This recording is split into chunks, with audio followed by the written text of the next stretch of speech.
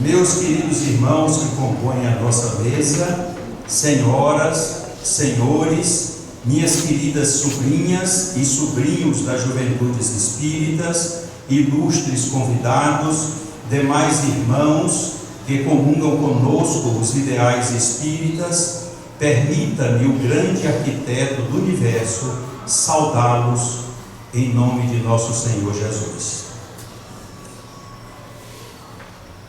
Certa manhã, numa cidadezinha do interior chamada Arataca, perto de Itabuna, minha filha mais velha, que é professora da UESC, Universidade Estadual, na área de Criminologia e Direito Penal, e também delegada da Polícia Civil, atualmente titular da 2ª Delegacia em Itabuna, mas na época, tem mais ou menos uns 5, 6 anos, ela estava na cidade de Arataca, quando pela manhã irrompeu na sua sala um moço, até bem apessoado, com uma Bíblia na mão, trazendo quase que arrastado um jovem assustado de 18 anos, uma moça de 16 anos grávida, mais ou menos no 7º para o 8º mês de gestação,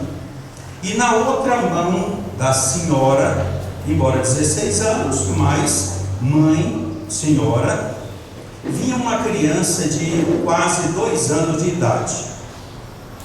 E aquele homem, que se identificava como pastor evangélico, estava ali aos gritos, pedindo que minha filha prendesse aquele rapaz, e a acusação que ele apresentava e de que ele teria cometido estupro com aquela moça. E ela então disse: olha, com todo cuidado, embora eu reconheça que minha filha, quando é para defender às vezes as mulheres, ela tem um treinamento, é muito calma, mas determinadas situações tem de usar às vezes de um pulso firme.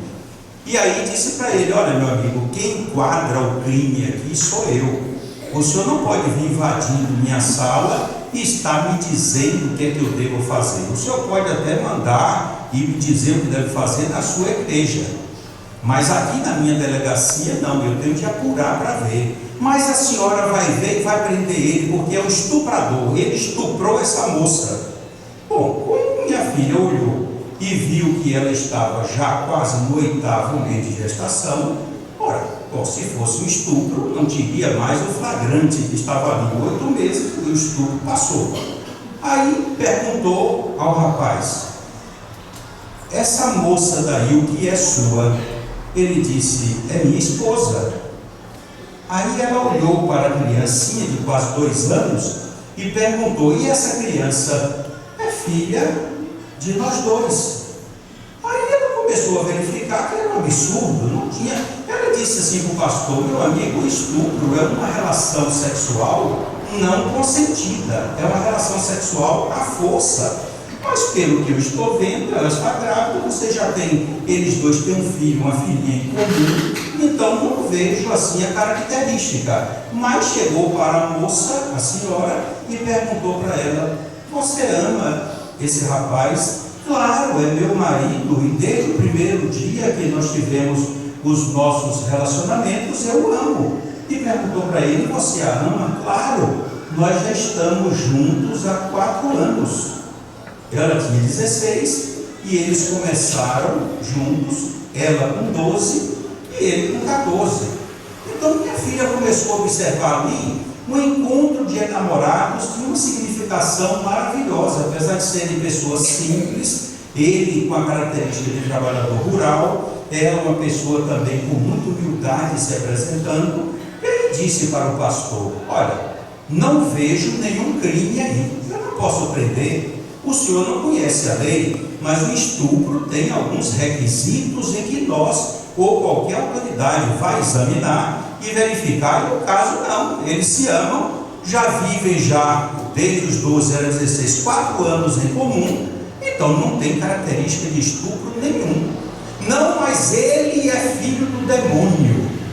E esta relação que existe entre os dois aí é patrocinada pelo demônio. E começou a se exaltar: se a senhora não prender, eu vou denunciar a senhora. Ela aí levantou e disse: ó, o senhor vai fazer o obséquio de sair da minha sala, porque o senhor já está incomodando. Eu vou entrevistar os dois, não vou acariar, não vou interrogar, porque eu não vejo o caso aqui de prisão, de nada de errado que eles fizeram. Eu vou entrevistar os dois a fim de identificar, formalizar, não vou fazer BO, não vou registrar nada. Mas a senhora tem que registrar, porque isso é um caso, é um casal de demônios. Aí já começou o casal de demônios. Mas por que é que o senhor tem tanta prevenção quanto esse casal? E ele respondeu: porque os dois são irmãos, filhos do mesmo pai e filhos da mesma mãe. É o Satanás que está envolvendo os dois. Vejam que nós espíritas encaramos o fato com naturalidade. As pessoas preconceituosas que começam a observar pecado em tudo.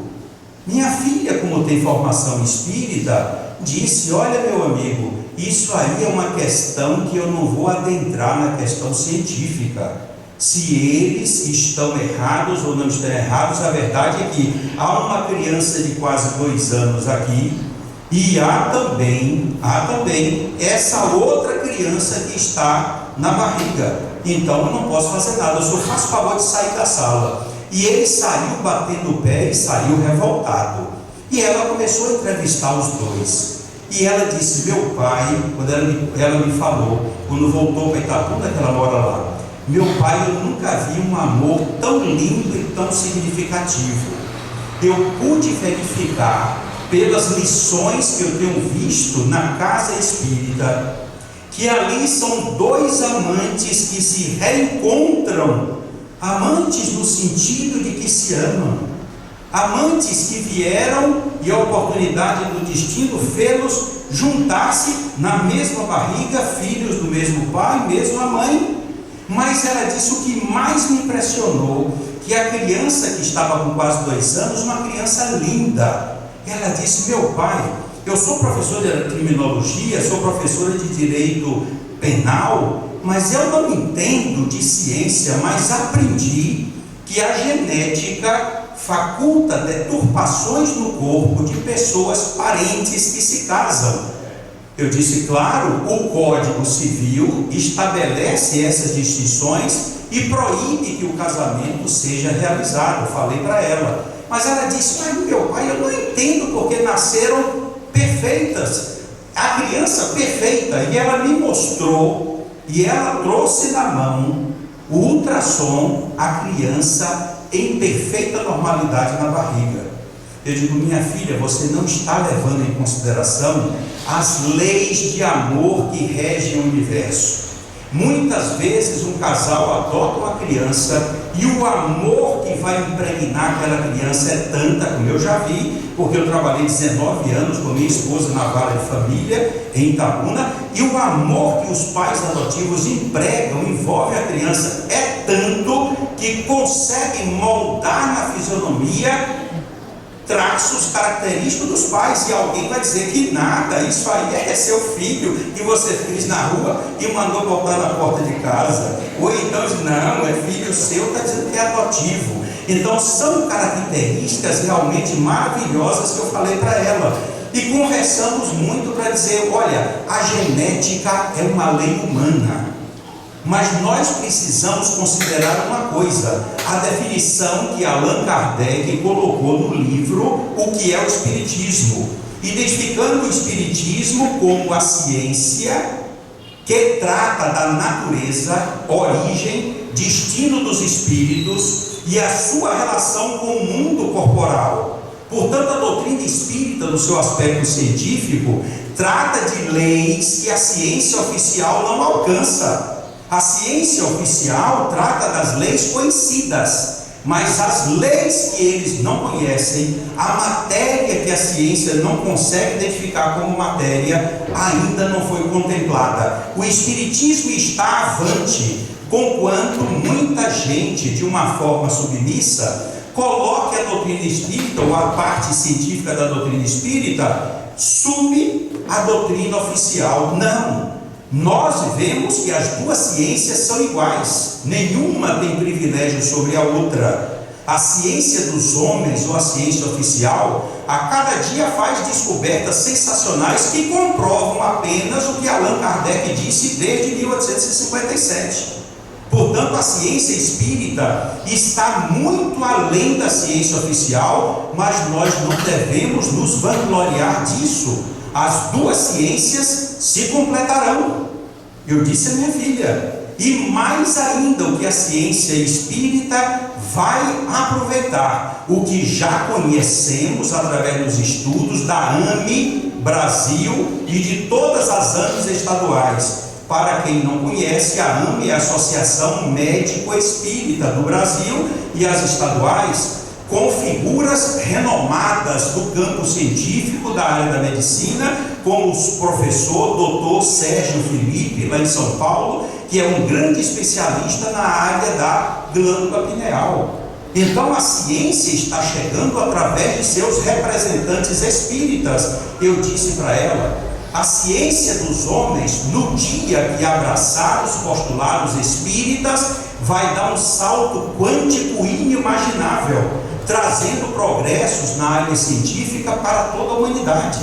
E eu disse mais a ela, minha filha, se você, quando chegar a casa, você vai verificar na questão 230 de O Livro dos Espíritos, quando Allan Kardec identifica ali, registra a resposta dos espíritos superiores que o ajudaram, na questão 230 é clara, na erraticidade, ou seja, no plano espiritual, que Allan Kardec colocou o nome erraticidade, que não vem de erro, a raiz dessa palavra é de errante, aquele que anda. Então ele classificou o espaço entre uma reencarnação e outra, o espírito fica na erraticidade, ou no plano espiritual. Então na questão 230, os espíritos são claros, na erraticidade, o espírito se adianta, aprende alguma coisa, e André Luiz nos dá esses exemplos maravilhosos na série que o nosso saudoso Chico psicografou. Mas lá adiante, na questão 330 de O Livro dos Espíritos, Allan Kardec registra o pensamento dos espíritos quando eles dizem, mas é na reencarnação que o espírito progride. É na reencarnação que o progresso se realiza, onde ele aplica na reencarnação os conhecimentos auridos e adquiridos no plano espiritual. Aí o mundo se abre, eu disse para ela, o horizonte se descortina, a coisa vem clara, e acrescentei, no dia que a humanidade terráquea absorver os postulados espíritas, como Allan Kardec registra nos livros da codificação, especialmente na Gênese do Céu e Inferno, quando registrar essas ideias espíritas, o mundo vai entrar num aceleramento espiritual maravilhoso. No item 16, que vocês vão encontrar o Código Penal da Vida Futura, registrado, inserido no livro O Céu e o Inferno, Allan Kardec coloca, eu vou repetir para vocês, viu? É item 16, muita gente chama inadvertidamente de artigo. Ali é o Código Penal da Vida Futura, mas não tem a característica legislativa. Dentro do direito, ali é um item, não é um artigo. Então, no item 16, Allan Kardec coloca que no plano espiritual, o espírito tem seu primeiro passo, é o arrependimento, é o reconhecimento dos seus erros, do que ele fez na reencarnação. E ele toma uma postura, ele aceita receber de retorno todas as ações delituosas que transgrediram a lei de amor, e ele se dispõe a receber de retorno na forma de expiações. Aí ele pede a reencarnação, aceitando isso. Quando ele reencarna, que a espiritualidade o conduz para as fileiras espíritas, ele aprende que o espiritismo ensina que nós não devemos ter uma resignação beatífica ou uma resignação mórbida. Não, eu fiz alguém sofrer, eu transgredi a lei de amor e por isso eu vou receber o sofrimento resignado. Não, A nossa resignação é uma resignação dinâmica, porque nós dividimos e identificamos no roteiro do Espírito duas coisas: a culpa e a responsabilidade. A culpa dirá ao materialista ou aos cristãos não espíritas: eu errei, eu sou culpado, eu tenho que pagar. O cristão espírita com responsabilidade dirá: eu errei, assumo a responsabilidade. O que é que eu tenho para fazer para poder pagar o que eu estou devendo? E parte para irradiar o seu amor, parte para praticar a caridade, porque, como disse Pedro na sua epístola, capítulo 4, versículo 4, o amor cobre a multidão de pecados. E Joana de Ângeles diz no livro Triunfo Pessoal: cada ação positiva que nós fazemos anula uma ação negativa feita no passado. Então, em nossas mãos está o nosso destino. Como Emmanuel escreveu, nós somos os artífices, os construtores da nossa felicidade. E quando eu disse isso à minha filha, ela ficou deslumbrada. Sou meu pai, como eu gosto de ver a doutrina espírita desse jeito. E o senhor tem razão. E Kardec previu, eu disse, não só, a razão não é minha, é de Allan Kardec. Quando o mundo tiver absorvido esses conceitos, esses postulados, essas ideias espíritas, o mundo será muito melhor. O mundo será não mais apenas de regeneração, mas continuará com o seu progresso de forma mais rápida e mais crescente do que nós estamos observando nos dias de hoje. Mas aí eu arrematei com uma coisa. Eu vou abrir um parênteses para dar a vocês, que vocês vão questionar depois comigo. Eu vou dizer logo agora, porque eu sei que aqui não tem curioso, mas no meio pode ter vindo alguém de Itabuna que é curioso, e aí de Santo Antônio não, ninguém é. Mas aí alguém pode dizer: o que aconteceu com aquele casal? Eu vou abrir os parênteses para dizer: minha filha disse, meu pai, as crianças não têm certidão de nascimento. Eles estão vivendo numa união que nós chamamos hoje, conhecemos como união estável. O que é que o senhor pode fazer como professor de direito civil para ajudar esse casal? Eu disse: minha filha, é fácil. É fácil porque na época o Código Civil ainda estava sendo tratado para ser reformado. Hoje já está muito mais fácil, mas na época era fácil porque a união estável estava vigendo. E a lei da união estável era clara, que as pessoas poderiam conviver, ter filhos, e quem quisesse poderia ajuizar uma ação no Poder Judiciário, a fim de que o juiz reconhecesse, oficializasse a união estável. Então eu disse para ela: olha, você pede, anote aí. Ela estava na delegacia, essa conversa foi toda telefônica. Eu disse: anote. Ele não tinha o CPF, as crianças, ele não tinha CPF, ela não tinha CPF, mas os dois tinham registro de nascimento, eram irmãos. Mas a criancinha que ia nascer não sabiam nem como, porque não tinha certidão de idade. O cartório se recusou a fazer a certidão de nascimento porque eles eram irmãos. Repare, é estigma, né? A pessoa preconceituosa irradia uma coisa, por isso que o pastor disse que eles eram irradiados pelo demônio. Eu digo: não, tome nota do nome, endereço, tudo certinho. E amanhã você leva a procuração, que eu vou já digitar, e vocês me trazem. Você me traz a procuração dos dois, porque eu vou ajuizar uma ação pedindo que o Poder Judiciário reconheça a união estável. E eles têm que reconhecer que já vivem juntos. Então isso seria uma abertura jurídica maravilhosa. E na UESC, eu conversando isso naquele mesmo dia com um juiz de direito lá em Itabuna, que ele é também um grande estudioso, fizemos um curso de pós-graduação juntos, e ele, muito perspicaz, ele disse: Ari, faça a ação, faça, e eu vou avocar. Se for para outra vara, eu vou pedir para vir para a minha vara, e eu vou dar sentença reconhecendo a união estável. É o ponto inicial para que eles possam dizer: somos casados. Hoje o Código Civil já considera casados e incentiva quem vive na união estável que realize e formalize o casamento normal, o que para eles seria um segundo passo muito discutido e problemático. Mas eu não queria pensar no segundo, eu queria uma solução imediata, porque com a sentença de união estável, a criança poderia ser registrada, A outra que ia nascer poderia receber assistência do SUS, poderia ser registrada também e dar um comportamento de dignidade humana, como diz a nossa Constituição. Ela disse: meu pai maravilhoso, vou levar tudo. E aí levou. No outro dia já estava preparando a procuração. Quando ela retornou para a Taca, vocês não imaginam o que foi que aconteceu. Ela foi lá no local, não encontrou mais o casal, nem a criancinha.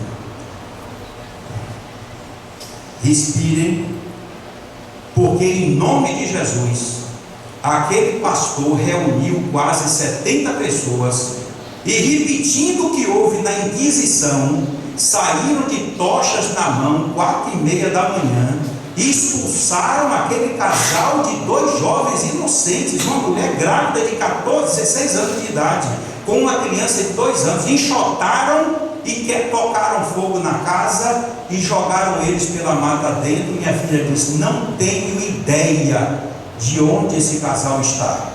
Só que ela ficou tão furiosa que ela foi com a viatura e disse: vou trazer esse pastor algemado e vou jogar ele dentro da cadeia, porque isso não é coisa que se faz. Foi a felicidade do pastor. Eu acho que o Satanás avisou o pastor, porque o pastor se mandou, nunca mais apareceu. E ela entrou na comunidade, estava um culto lá de manhã e disse assim: olha, eu vou avisar vocês, se eu pegar esse pastor onde tiver, eu vou abrir o processo, vou fazer testemunha com ele ausente, vou mandar todo o processo para a justiça, porque ele vai ser citado por edital onde ele estiver no estado da Bahia. Vou colocar esse edital na tarde em Salvador para ele dizer que ele não viu, e no dia que eu pegar ele, ele vai se arrepender de ter me conhecido.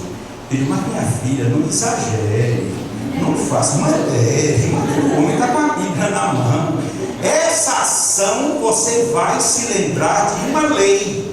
A lei de amor é a lei maior, mas existe a lei processual, chamada lei de causa e efeito, que Joana de Ângeles chama lei de compensação. Minha filha, ele está enquadrado, não precisa você fazer nada. A justiça divina vai chamá-lo à responsabilidade, porque se essa criança que está na barriga morrer, se a criancinha de 2 anos que saiu de madrugada, de calcinha sem camiseta, pegar uma piramudinha ou morrer também, esse pastor vai ser responsabilizado. Fizeram tudo isso em nome de Jesus. Minha filha, tenha resignação, cumpre com o seu trabalho, cumpra com o seu trabalho, não cumpra essa briga.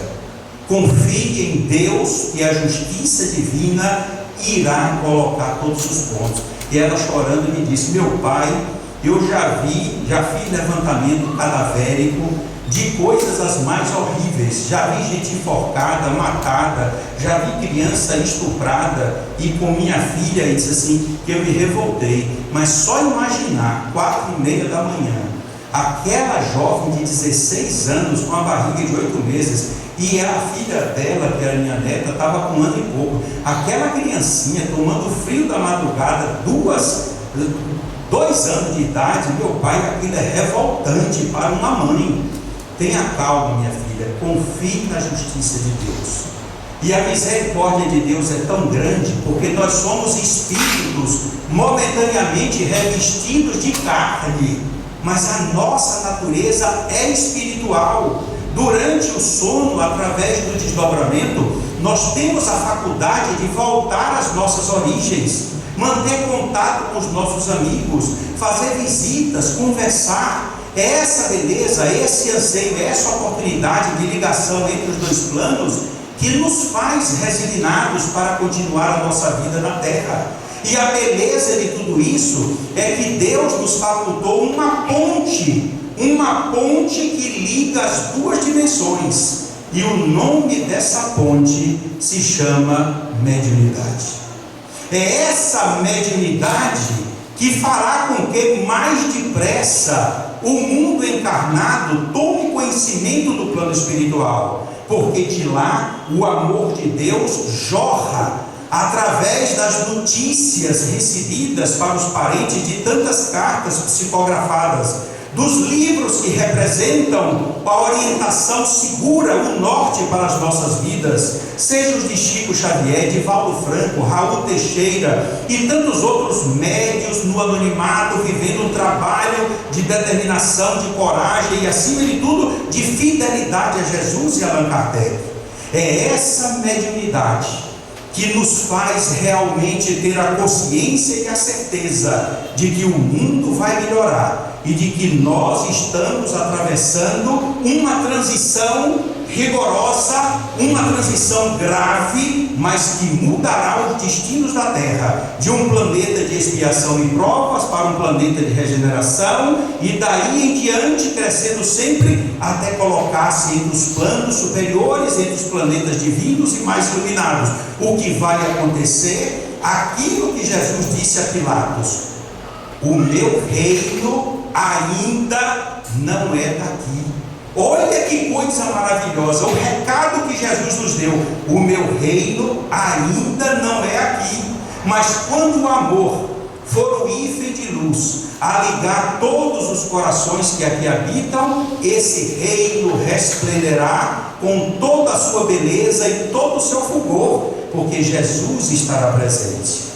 Mas o que eu vim dizer aqui a vocês hoje é que nós espíritas não devemos nos abalar com as pedras colocadas em nossos caminhos. O espiritismo prosseguirá a sua viagem enaltecedora, luminosa e radiante. Queiram ou não queiram os homens encarnados, o espiritismo jamais terá obstaculizada a sua marcha redentora para a humanidade. Não haverá impedimentos, porque queiram ou não queiram, ninguém pode tapar a boca dos espíritos, ninguém pode decretar a impossibilidade de uma comunicação mediúnica. E eu digo isso para vocês, que precisamos orar pelos nossos irmãos evangélicos. Eu já tive a oportunidade, lá em Itabuna, todos os domingos, grupos evangélicos visitam as casas numa tentativa de catequese. E um dia desse, me levou um folheto, quando dizia no Deuteronômio, capítulo 18, versículo 11: dentre as leis proibidas por Moisés, uma dessas leis, desses itens, era que os judeus não deveriam consultar os mortos.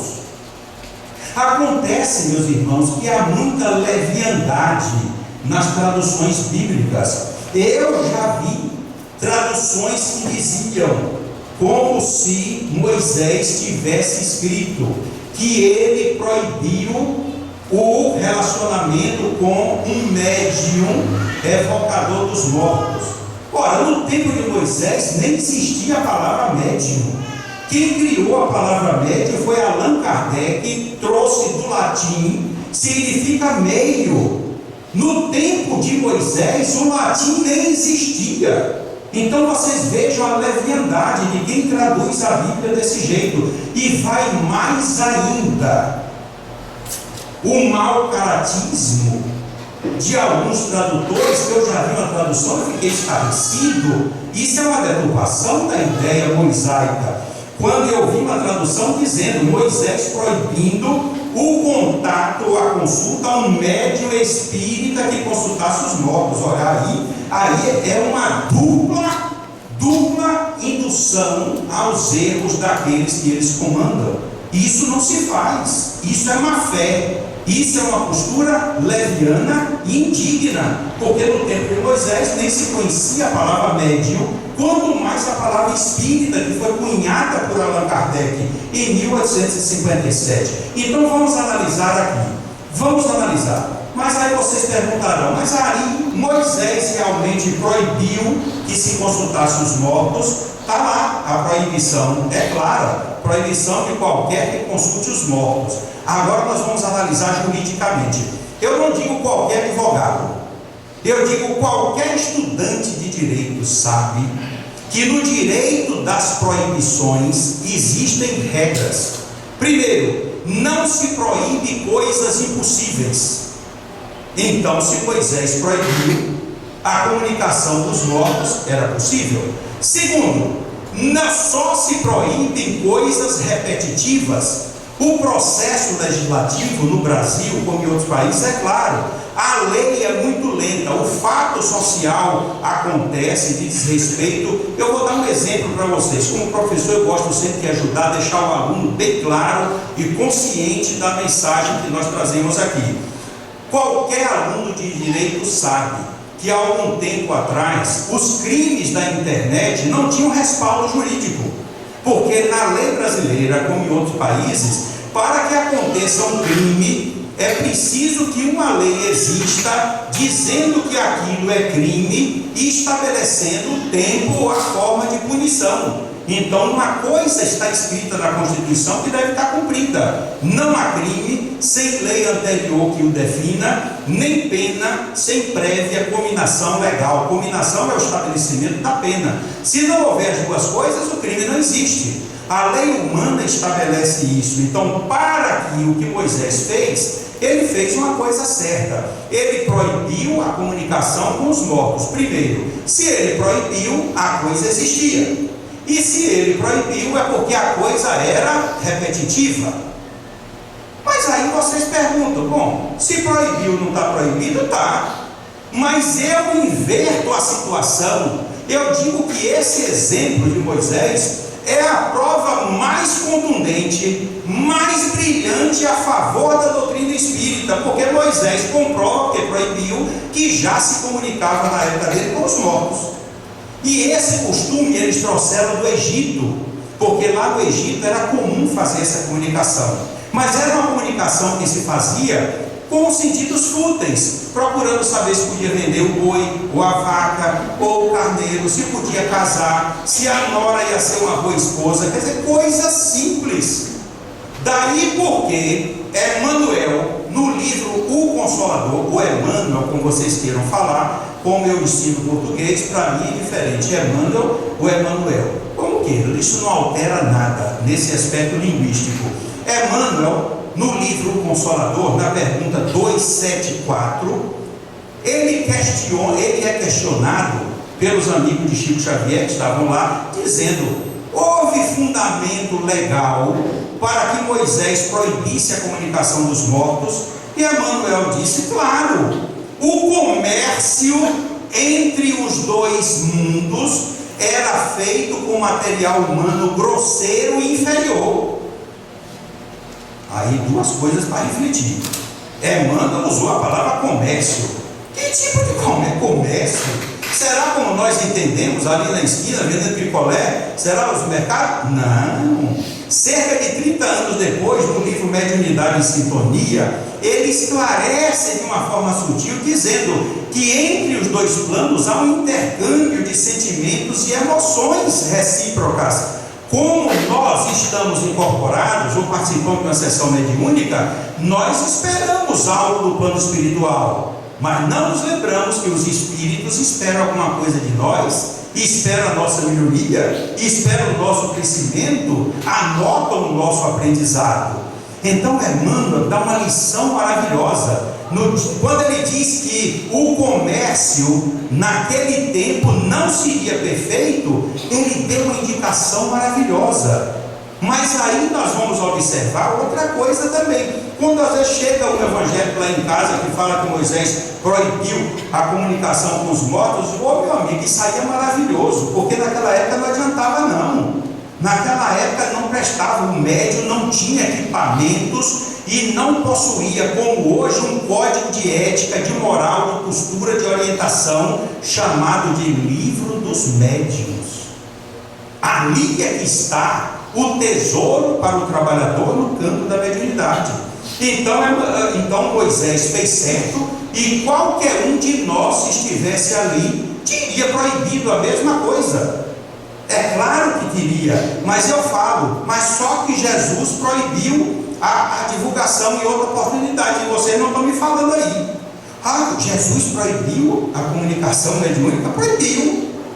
Não, onde é que está na Bíblia? Meu amigo, olha aí, Mateus, está aí, a transfiguração do Monte Tabor, contra Amélia Rodrigues, no livro Trigo de Deus, página 130, de que Jesus, Pedro, Tiago e João, que eram os apóstolos com que ele mais tinha uma estreiteza de relações, porque eles exuberantemente projetavam muito ectoplasma, e Jesus precisava desses instrumentos para as materializações. Eu abro um parênteses para dizer, quando teve o falecimento, eu não digo desencarnação, que falou na morte do filho da viúva de Naim, da ressurreição de Lázaro, os 3 apóstolos estavam lá com Jesus para oferecer o ectoplasma para que acontecesse o fenômeno como ocorreu. Mas voltemos ao Monte Tabor. Amélia Rodrigues, a querida professora, ela fala que de Cafarnaum até o Monte Tabor era cerca de 4 ou 5 horas andando. E Jesus com os 3 apóstolos saíram à tarde. Quando eles chegaram lá no Monte Tabor, já era noite. Os 3 estavam cansados. E aí pediram para descansar. Jesus concordou, mas Jesus não estava cansado. Ele se afastou mais um pouco. Quando, dentro de alguns instantes, os 3 foram acordados, surpreendidos por uma luz fulgurante maravilhosa. E o espetáculo que eles olharam extasiou todos os 3. Porque Jesus transfigurado, as roupas dele resplandeciam como o sol, como está registrado nos evangelhos.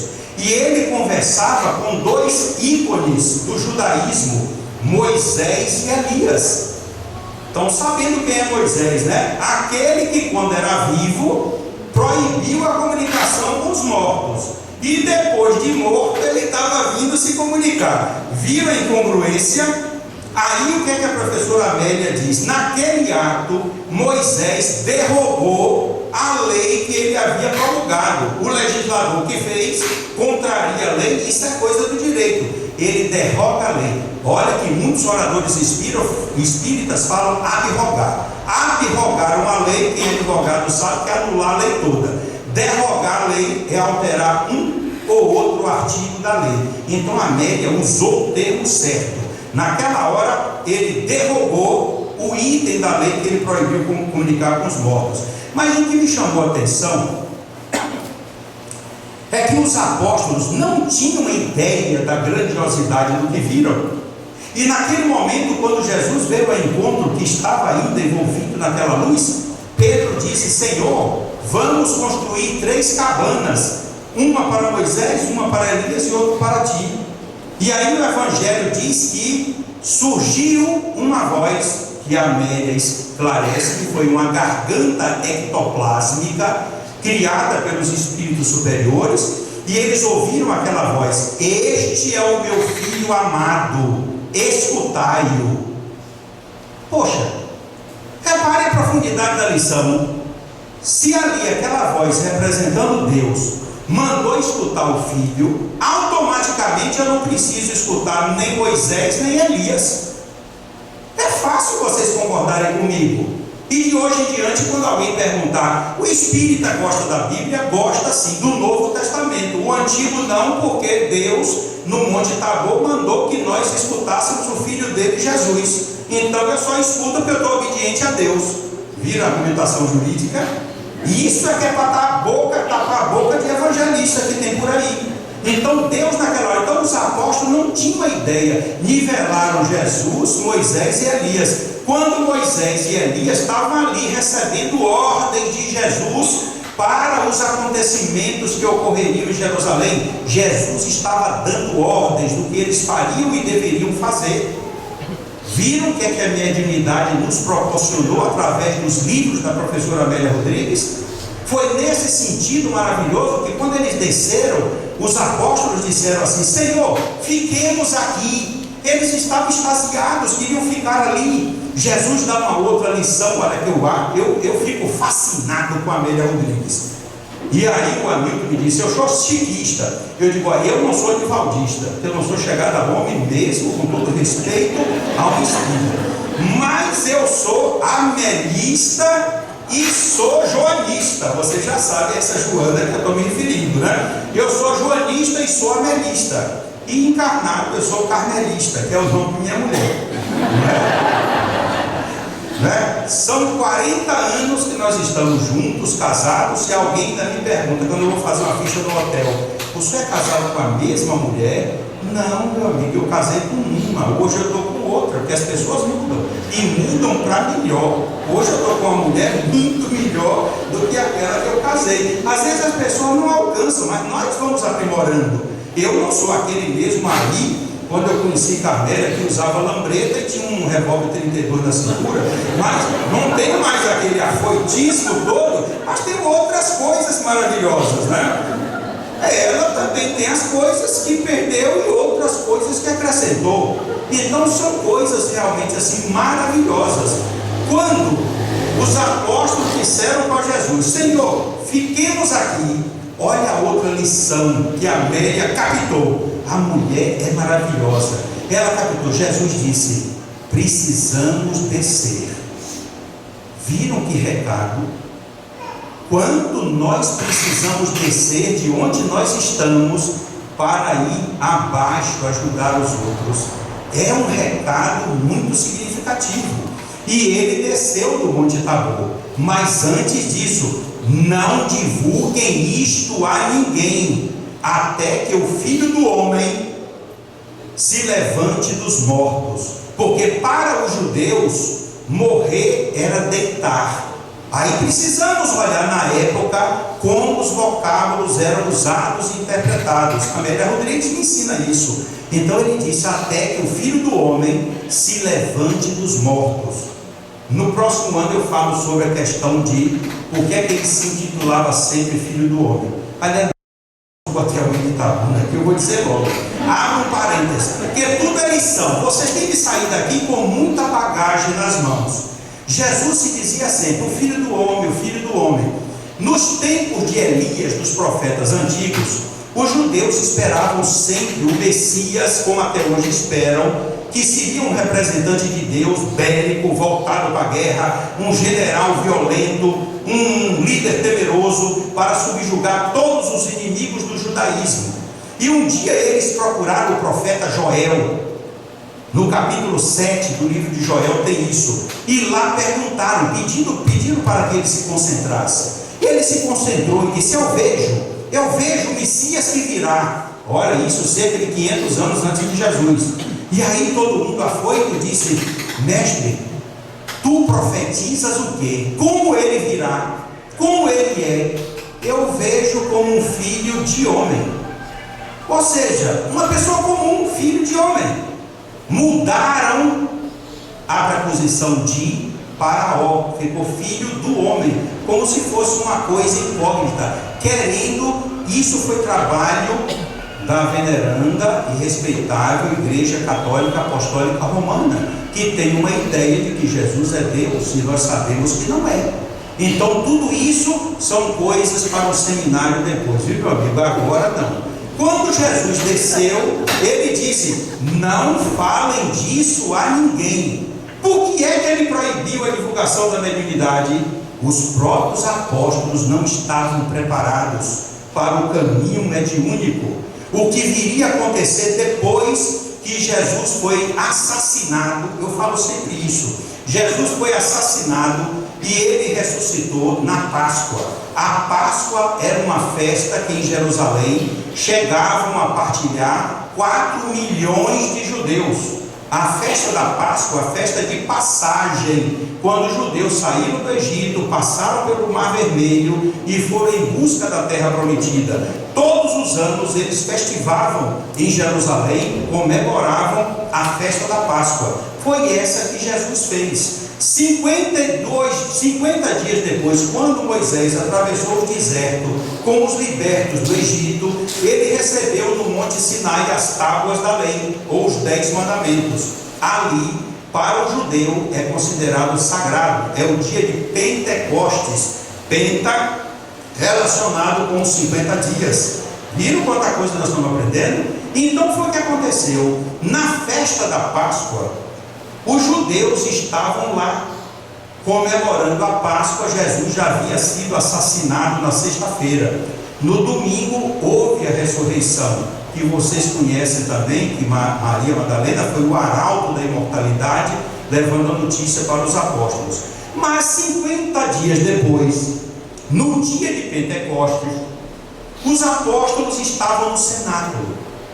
Atos dos Apóstolos, capítulo 2. Vão anotando aí, para vocês estudarem em casa e confirmarem tudo que eu estou citando, página, capítulo e tudo. Aí, na hora que eles estavam ali reunidos, era a festa de Pentecostes, a primeira festa de Pentecostes que eles estavam sem Jesus. Estavam tristes, acabrunhados. Matias já havia sido escolhido por sorteio para ficar no lugar de Judas. Então estavam os 12 ali no cenáculo onde teve a última ceia, na mesma casa, muito triste. Era mais ou menos 8h35, 8h40 da manhã, quando de repente entrou uma lufada de vento pela janela, que estavam fechadas as janelas, um som como se fosse o prenúncio de uma tempestade, um trovão que ia acontecer, e levou uma energia diferente naquela sala. Todos ficaram assustados. Conta o livro dos apóstolos, o Atos dos Apóstolos, que foi escrito pelo Lucas, discípulo de Paulo, que eles ficaram inicialmente assustados. E aí de repente olharam para o alto e viram como que línguas de fogo caíam sobre as cabeças dos 12. Quando deu 9 horas em ponto, as portas se abriram e eles, por um impulso que não podiam controlar, saíram para a praça e começaram a falar do reino de Deus. A mediunidade ali explodia de uma forma maravilhosa. Era o momento mais grandioso pós-desencarnação de Jesus. Ali estava a mediunidade, os apóstolos agora conscientes, os apóstolos entusiasmados, os apóstolos conscientes do dom que eles tinham, que Jesus lhes deu quando estava vivo, e que agora ali se manifestava, o dom de curar, o dom de falar outras línguas, porque eles estavam no fenômeno mediúnico de xenoclosia. Eram 12 apóstolos, cada um estava falando numa mesma língua, a mesma mensagem, em 12 línguas diferentes, como se fosse dessas coisas que se fazem modernas hoje, de conferência da ONU, com cada um fica com um tradutor. Por que aconteceu 12 apóstolos falando 12 línguas diferentes, a mesma mensagem, como se fosse uma audioconferência? Porque ainda havia na praça membros participantes das 12 tribos de Israel. Tanto assim que quando os fariseus viram aquilo, correram e disseram: eles estão tomados de mosto. O que é o mosto? É a borra do vinho que tem o maior teor alcoólico. Insinuaram que eles estavam bêbados.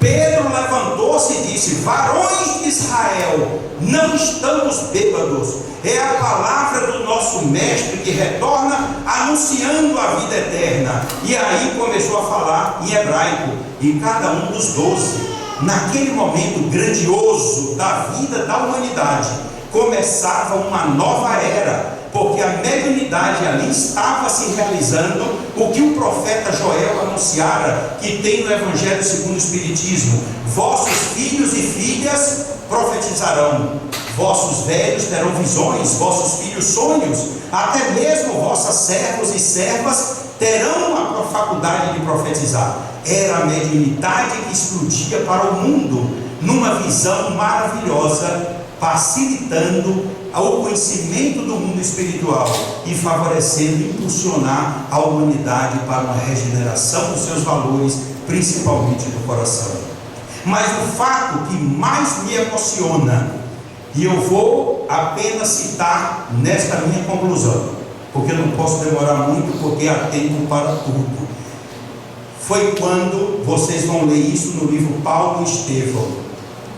A vida de Paulo vocês conhecem, a vida grandiosa, foi apedrejado, perseguido, mas quando ele estava na igreja de Corinto, uma manhã, ele ajoelhou-se desesperado, dizendo: Senhor Jesus, me chamam de todos os lugares para falar, para orientar, para dizer de ti e do teu verbo. Eu não tenho condições, me faltam as forças, eu estou doente, já em idade avançada. Senhor, me ajuda. Nesse momento grandioso, Emmanuel narra no livro Paulo e Estevão, de que Jesus se materializou e disse: Paulo, não te agastes com o trabalho a realizar.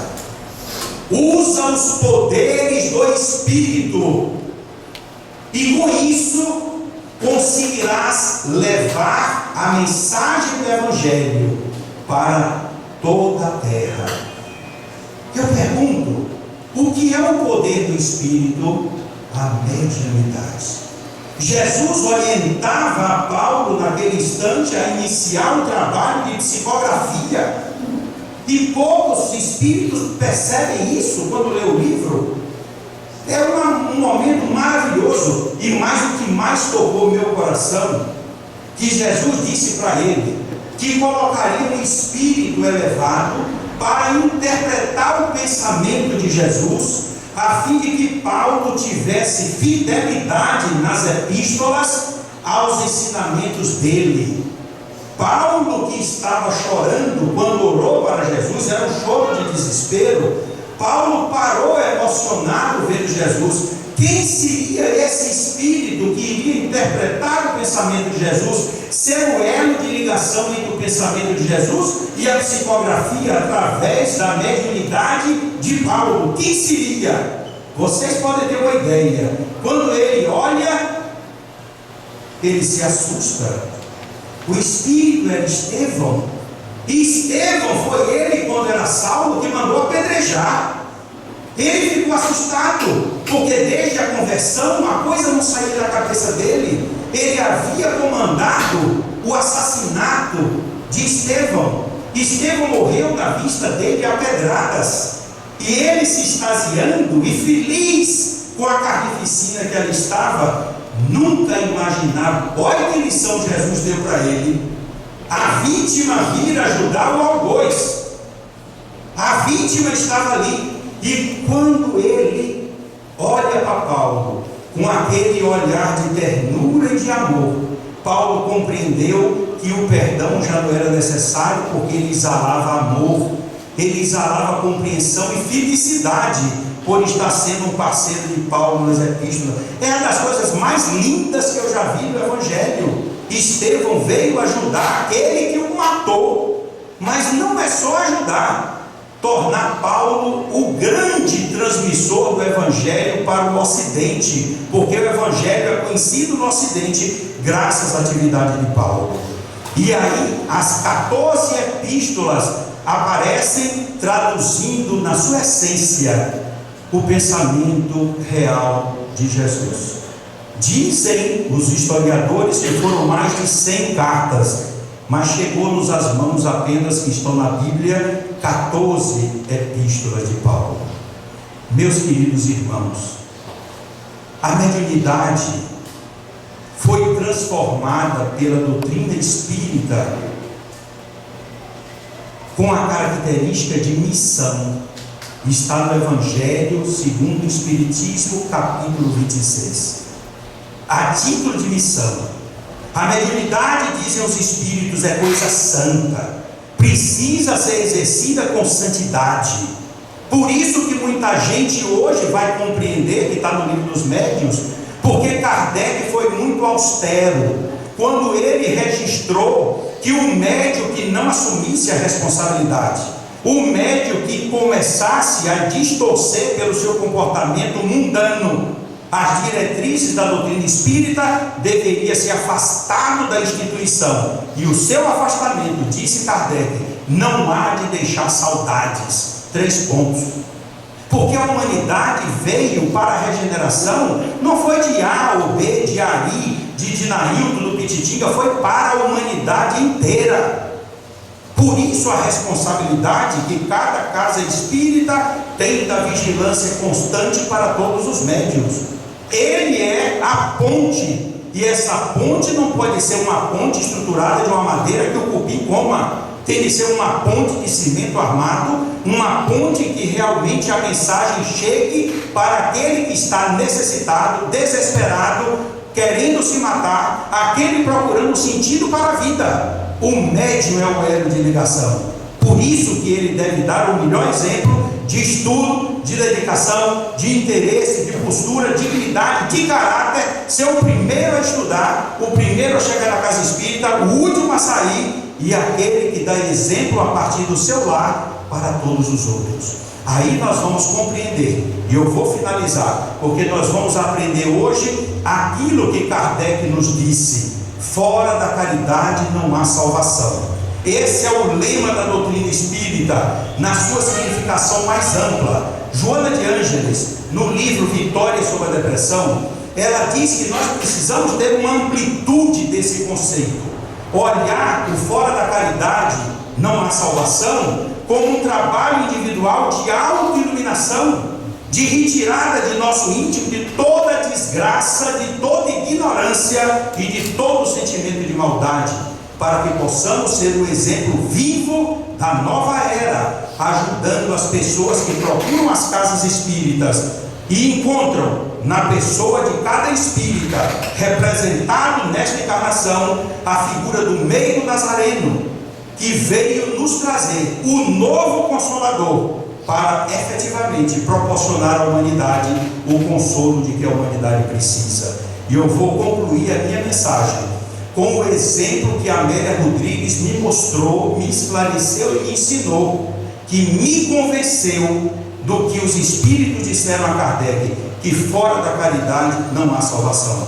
É preciso analisarmos como é feita essa caridade. Joana de Ângeles nos diz que a caridade é o amor que se tornou divino. Portanto, antes de caridade, ele é amor.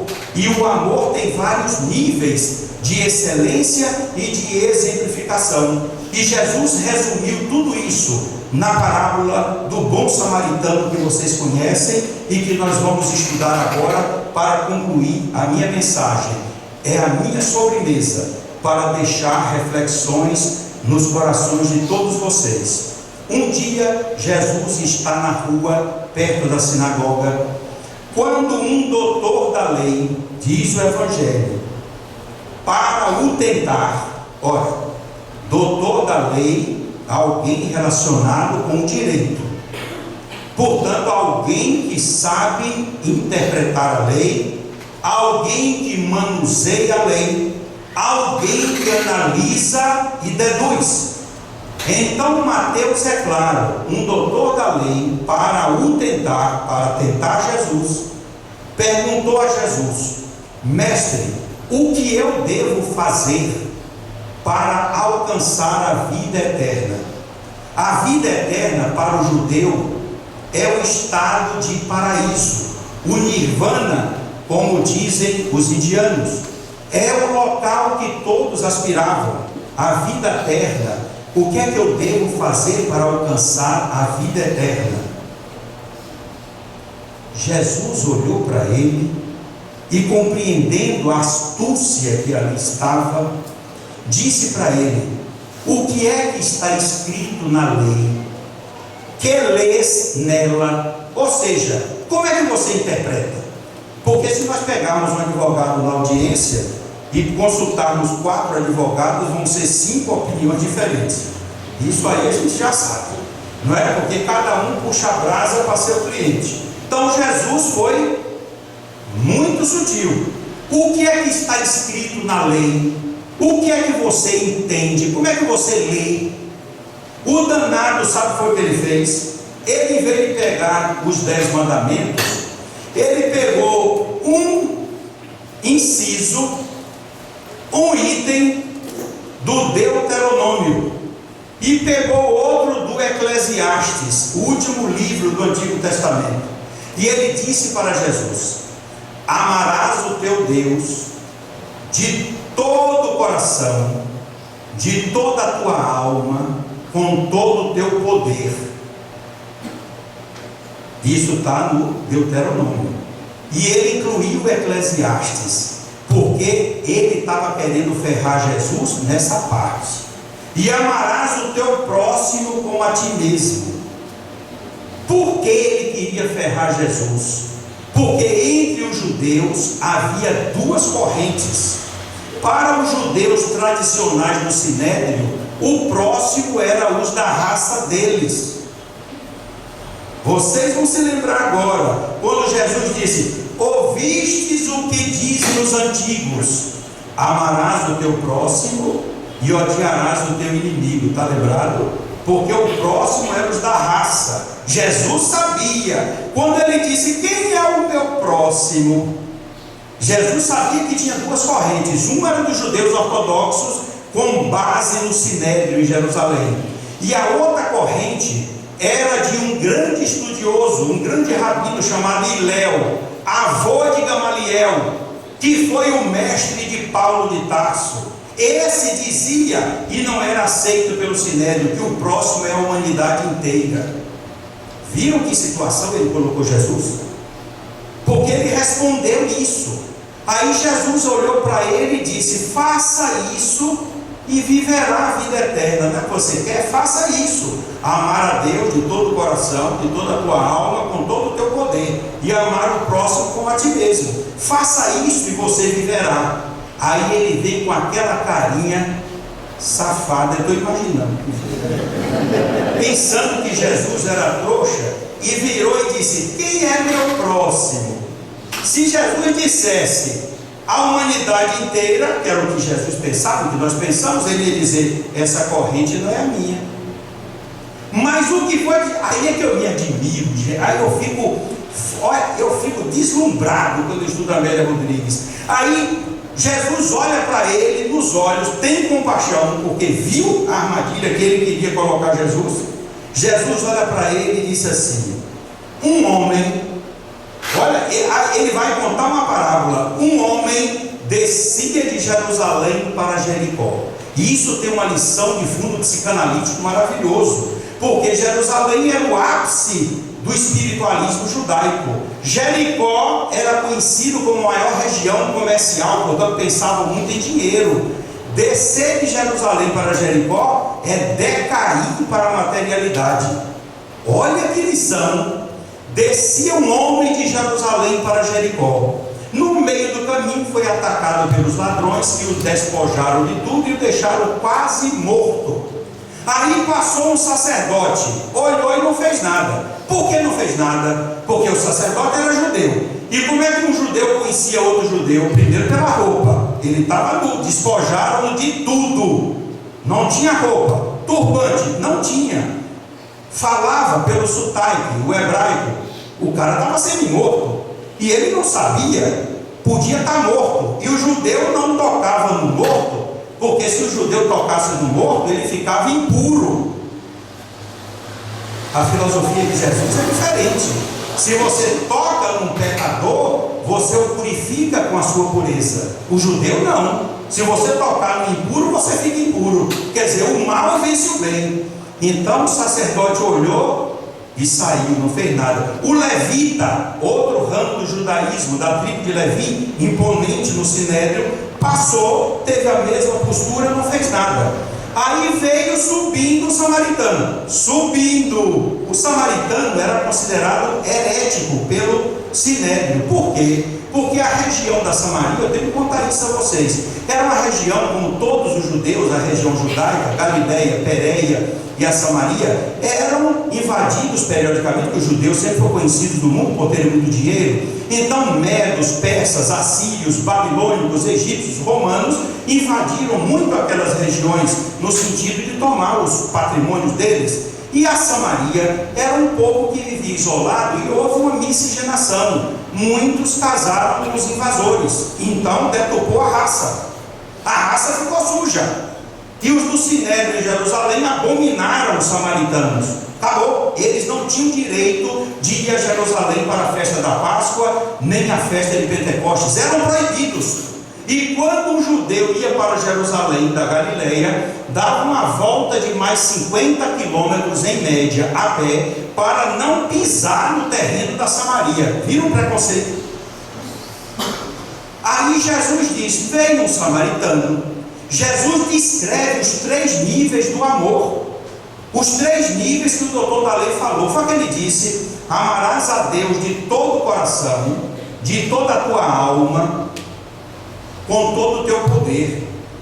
Os judeus pensavam naquela época, porque não conheciam a fisiologia humana, de que o raciocínio das pessoas era através do coração. Muitas professoras hoje sabem, quando perguntam ao aluno: meu filho, você estudou? Professor, eu sei de cor. Cor é a abreviatura de coração. Vejam como é a Dávila. Está vendo? Ainda no tempo das reencarnações, aquilo está dentro da gente, eu sei de cor, porque pensavam que o raciocínio era no coração, mas entendiam também que no coração era a sede dos sentimentos. Portanto, razão e sentimento, primeiro nível do amor. O que foi que o samaritano fez? Olhou, teve compaixão. Viram? A ação do sentimento. E verificou o planejamento do que ele precisava fazer para ajudar aquele homem. Raciocínio, razão. A caridade se faz rápida, mas tem que saber o que é que o outro precisa. Não é banda voou para fazer qualquer coisa. E aí ele desceu do cavalo. E o outro segundo nível, que é amar de toda a alma. Para o judeu é a mesma coisa do espírito. A alma é o espírito encarnado. Então amar de toda a alma são as realizações, fazer, agir. E o homem foi o que fez. Na época era o processo que existia. Limpou as feridas do homem com vinho, higienizou e colocou azeite, a forma de cauterizar e fazer acelerar a cicatrização. Era a forma da época. Colocou o homem desacordado no cavalo, levou para uma hospedaria, cuidou dele, segundo nível do amor. Ele planejou, teve compaixão e passou a agir, executar, o segundo nível do amor. E aí, quando ele precisava continuar a viagem, ele disse para o homem: cuida dele e tudo que gastares eu te pagarei. E deu 2 denários, terceiro nível do amor. Porque para o judeu, quando ele nasce nu. Tudo que é acrescentado ao corpo, de roupa, de bens, de conta no banco, representa seu poder. E eu abro os parênteses para as minhas irmãs que estão aí. Quando vocês chegarem em casa, no aniversário, dia das mães, Natal, o que for, digam para os seus maridos: você me ama? Se ele disser assim: amo minha filha, pois então você tem de amar como Jesus ensinou nos 3 níveis. Veja o que eu estou precisando, tenha compaixão de mim. Agora o segundo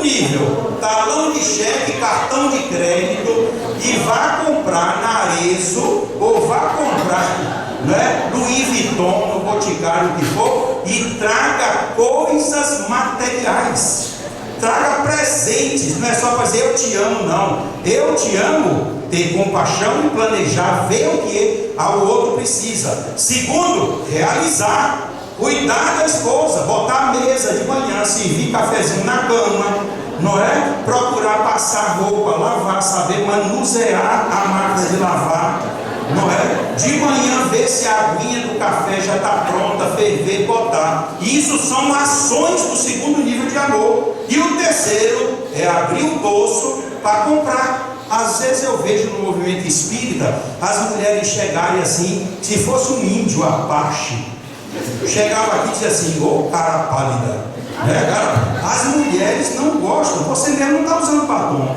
E ela está na bolsa. Jesus não quer pessoas apáticas. Se eu estou abraçando o Espiritismo, eu tenho que demonstrar alegria.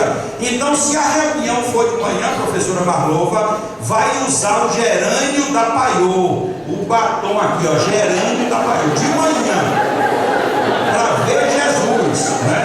Gerânio da Paiô, uma sombra leve, um blush, um delineador.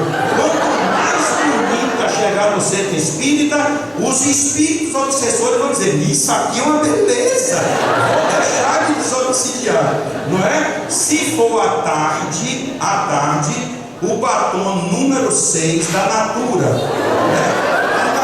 Os maridos também não podem. De tarde, o batom número 6 da Natura é mais discreto, um blushzinho mais leve, cor da pele, sem sombra, mas o delineador com aquela coisinha que bota no cílio, à tarde. Os olhos são a porta da alma. E de noite, Marlova, aí você não pode vir com esse batom desbocado. Eu já ia falar. Não é? Agora, o marido, para agradar a mulher, quando ele for a Salvador, ele vai no Shopping Salvador, e compra o Gran Rouge da Lancôme, o batom para a noite, não sai nem na alcova. Ele não sai, ele só vai sair no outro dia de manhã. Então aí compra aí o Chanel número 5 para usar. O marido tem que ser assim. Se me ama, tem que usar as 3 faces do amor. Ou vai pensar o quê? Se está na casa espírita, chega, você ama Kardec, amo Jesus e Kardec, tudo bem. Já olhou que o centro precisa? Já olhou quem paga a conta de água, luz, telefone, quem varre, quem bota o papel higiênico no banheiro? Precisa amar nos 3 níveis.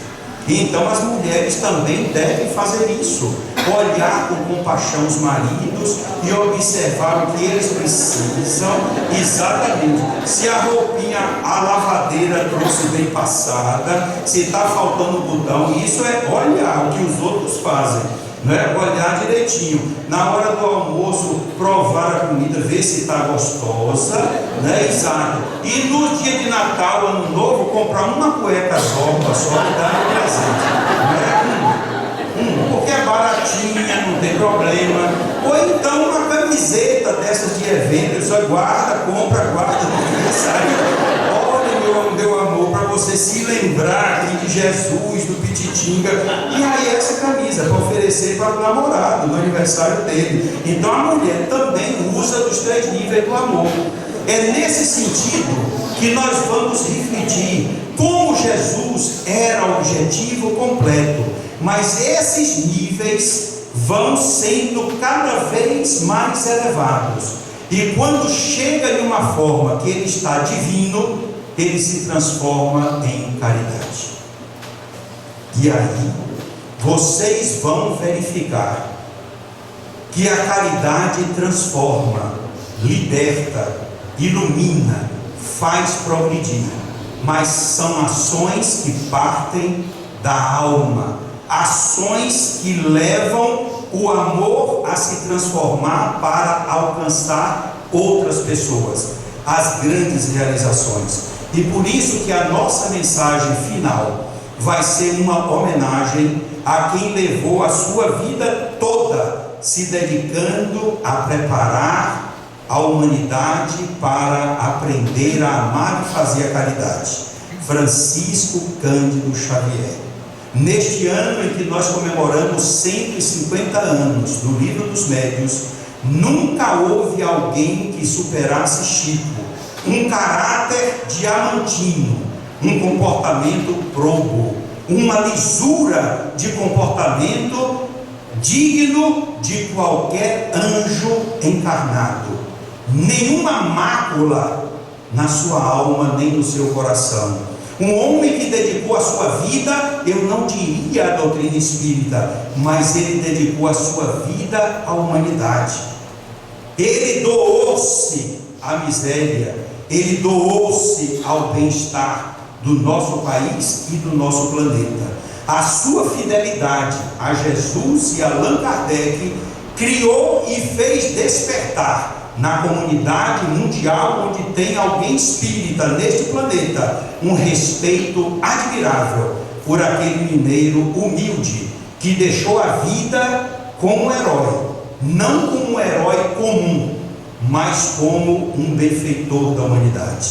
E nesse instante, em nome de toda a comunidade espírita de Santo Antônio de Jesus, eu quero recolher do meu coração, desse jardim que espiritualmente eu mentalizo dentro de mim, dentro de todos os corações aqui presentes, a rosa mais linda e mais perfumosa, e oferecer em saudosa memória a esse grande irmão que nos legou o seu trabalho de misericórdia, de ternura e de compaixão, sensibilidade que era por todas as questões da nossa pátria, e que eu tive a felicidade e inclusive um prêmio de Deus de tê-lo conhecido, e num momento que eu não estava concentrado, ele beijou as minhas mãos, e eu agradeço a ele, que foi a partir daquele momento que as minhas mãos abriram para a psicografia. Eu devo isso a Chico E todo o Brasil, todo o mundo cristão espírita deve a esse espírito o trabalho grandioso, porque a herança dele foi uma herança de amor.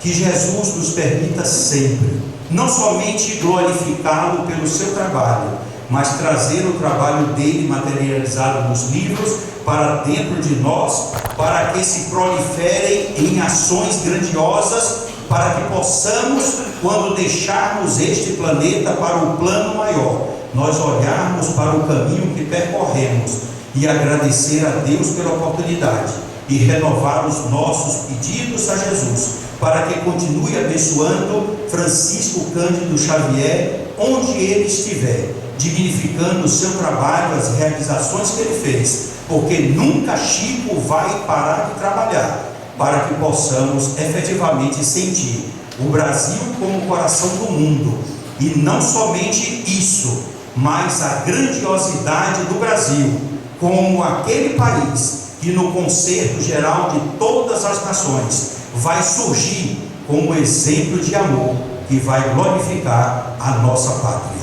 Por isso eu concluo dizendo: sejamos e nos sintamos felizes por sermos brasileiros, sintamos-nos felizes por sermos cristãos espíritas, e sintamos-nos felizes por estarmos neste planeta com as bênçãos da mediunidade, facultando-nos o nosso crescimento, para que através de a cada dia de nossa existência nós possamos, com o sentido e o peito envolvido de muita alegria e de sensações de comportamento daquele jovem varonil que era em Pedro Leopoldo Chico Xavier, realizarmos também a nossa herança de amor para a nossa pátria querida, que é a nossa pátria amada Brasil. Deus nos abençoe.